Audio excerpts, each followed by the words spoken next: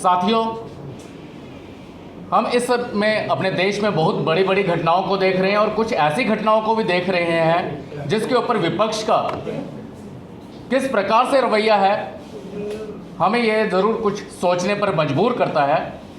साथियों, हमारे बीच में आज तौहीन सिन्हा जी हैं, जो कि हमारे राष्ट्रीय मीडिया सेल से हैं और राष्ट्रीय प्रवक्ता हैं। ये एक विख्यात लेखक भी हैं। इस विषय के ऊपर ये आपके समक्ष कुछ बातें रखेंगे। साथ में ही है एडवोकेट अभिनव शर्मा जी, जो हमारे वरिष्ठ हमारे स्पोक्स पर्सन हैं। तो मैं गुजारिश करूंगा सिन्हा जी से कि वो अपनी बात रखें। नमस्ते मित्रों, आज 3 बजे जो है कुछ और में आप व्यस्त होने वाले हैं, लेकिन ये जो प्रेस कॉन्फ्रेंस है ये किसी और विषय पर है। और ये विषय जो है वो इलेक्शन से परे है, राजनीति से परे है, क्योंकि पिछले 8-9 दिनों में जिस प्रकार से पहले हमने एक हृदय विदारक रेप देखा कलकत्ता में, जहाँ की एक मेडिकल कॉलेज के अंदर एक युवा डॉक्टर का रेप होता है, लेकिन जितना जघन्य वो अपराध था उससे कहीं अधिक जघन्य था जिस प्रकार से एक राजनीतिक पार्टी ने बजाय इसके कि वो विक्टिम के साथ खड़ी हो, उस राजनीतिक पार्टी ने ये निश्चय किया कि वो बलात्कारियों के साथ खड़ी होगी और बलात्कारियों का और क्रिमिनल्स का संरक्षण चल रहा था। ये भारत के इतिहास में पहली बार इस तरह का जो कहते हैं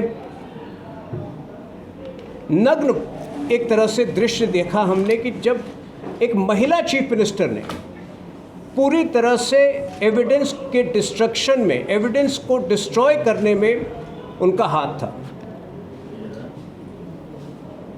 ये क्यों आज इस कड़ी में जो है, चूँकि ये विषय मैं आपको इसके डिटेल्स कुछ बताना चाहता हूँ, लेकिन ये विषय जो है इतना गंभीर है।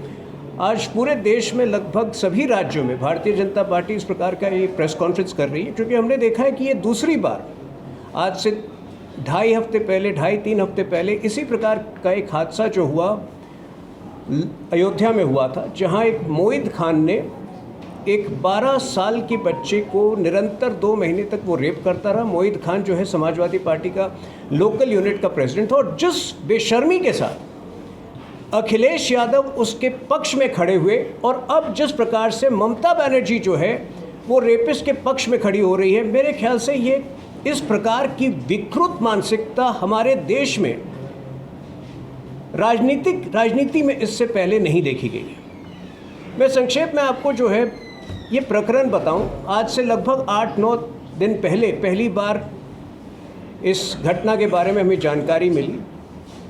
चूँकि मैं विक्टिम का नाम नहीं लेना चाहता, विक्टिम को अभया कहा जा रहा है, और ये कांड इतना ही घिनौना है जितना निर्भया कांड था। 31 साल की एक महिला को आरजे कर मेडिकल कॉलेज, जो कि कलकत्ता के बिल्कुल मध्य में है, वहाँ पर मध्य रात्रि उसके साथ बलात्कार होता है।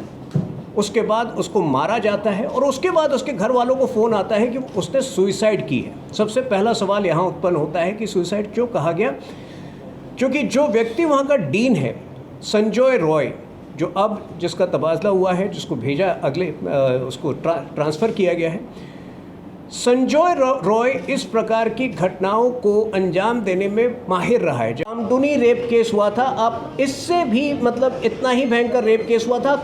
जज का एक वीडियो है, किस प्रकार वो दुत्कार रहा है इस कमिश्नर ऑफ पुलिस को, विनीत गोयल को, कि आपने लिपापोती की है। तो क्या साठगांठ है ममता बनर्जी के ऐसे पुलिस ऑफिसर्स के साथ, ऐसे डीन के साथ, जो हमेशा गोरख धंधों में शामिल होते हैं, जो हमेशा सबूतों को मिटाते हैं। बड़ा प्रश्न ये है, देखिए आप सख्त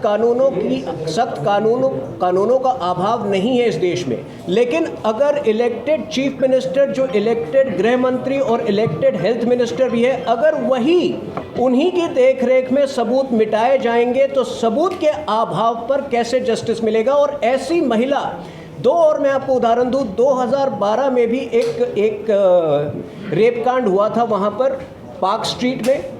उसमें भी जो है उन्होंने जो विक्टिम है उसको दोष दिया था, और 2021 में एक नाडिया में एक गैंग रेप हुआ था एक 14 वर्ष की बच्ची का, जिसमें उसको मारा भी गया था। उसके बाद वहाँ पर भी उन्होंने विक्टिम को ब्लेम किया था कि हो सकता है कि इसका कोई संबंध हो उस व्यक्ति के साथ। तो इस तरह की मानसिकता वाली महिला जो चीफ मिनिस्टर बनकर सीधे सीधे संरक्षण दे रही है बलात्कारियों को, ये देश के लिए खतरा है, इस देश की महिलाओं के लिए खतरा। और मेरे ख्याल से ये जागरूकता जितनी ज़्यादा देश में फैले, कानून है इस देश में, लेकिन कानूनों को टैम्पर किया जा रहा है, एविडेंस को डिस्ट्रॉय किया जा रहा है। और यही चीज़ हमने मोहित खान के केस में किया, जिस बेशर्मी से अखिलेश यादव कहते हैं कि आप नार्को टेस्ट करा लीजिए। अरे नार्को टेस्ट जो है भाई साहब बताएंगे कि एक एविडेंस के तौर पर माना तक नहीं चाहता है कोर्ट में, लेकिन वो आज तक उन्होंने स्वीकार नहीं किया कि मोहित खान उनके पार्टी के हैं और 2 महीने से एक बच्ची को, एक निषाद, एक पिछड़े कम्युनिटी की बच्ची को रेप कर रहे थे।